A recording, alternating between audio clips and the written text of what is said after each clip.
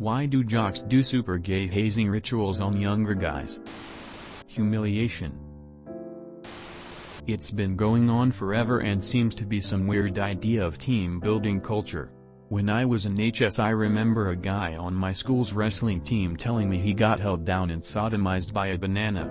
Like it was no big deal because it happened to everyone else on the team when they were freshmen. That's not team building. Man, that's rape. Rape is about dominance, power, and control. I suppose that might be what's at the heart of hazing culture, letting the new guy learn quickly that he's not in charge here, and if he doesn't fall in line it'll be much worse. If initiation was easy, anyone could be on the team.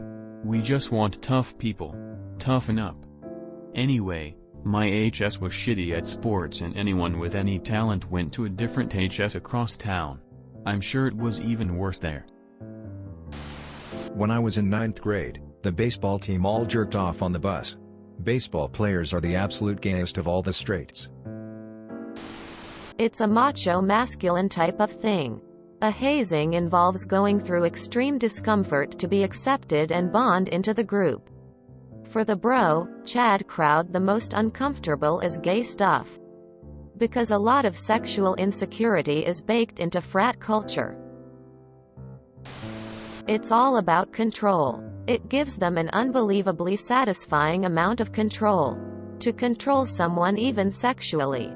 It's the most aggressive, violent, and humiliating form of hazing, and it's all about the high of being in control of someone on every level.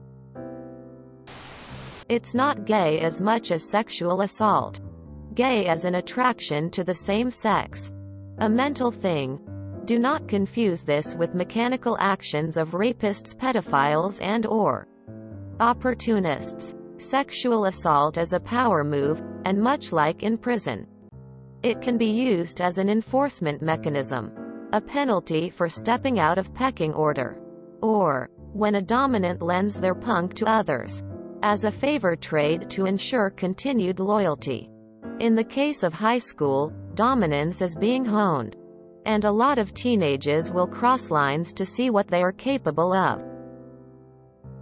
Dominating another, male, can be done through this mechanism. Forcing the target to become the submissive is a clear power move.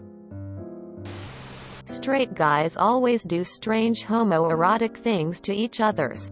I honestly don't know why they do that, but if I have to guess, I would say stupidity and peer pressure. To emasculate and dominate. This is sexual assault, and sexual assault has more to do with power than sex. The people doing it should be punished as much as possible. The dude that grabbed my nuts and hazed me ruined my life as a TikTok star. He followed me home one time. Should I ruin his career? Good lord, when I was young, a cup check was just hitting someone in the nuts lightly, not sucking them off. Cup checks have changed a lot since the 80s, 90s. Cup check was an outside the clothes backhand back then.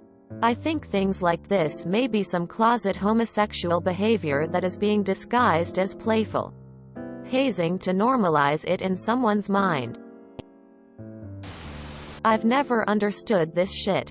I was on the football team at my high school, and the seniors had this bizarre hazing ritual where, after practice, we'd all be in the locker room changing, and one senior would get completely naked and run around the locker room like a psycho and give a full body hug to a freshman, usually one mid-changing. I was the target of this once, and I punched the guy in the face before he could get to me.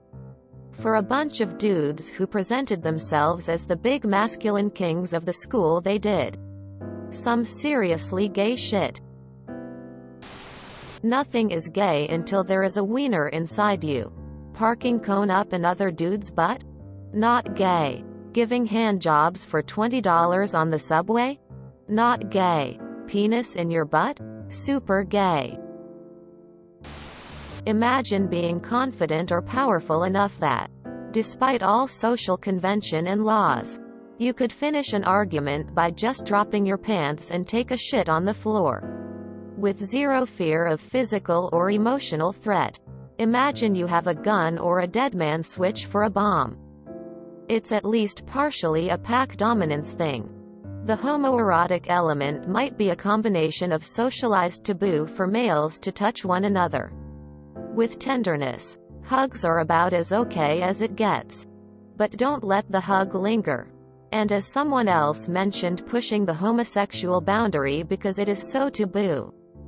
And then you have closet homocurious or jock must be straight social pressure turning into closeted anger toward the very thing they can't desire.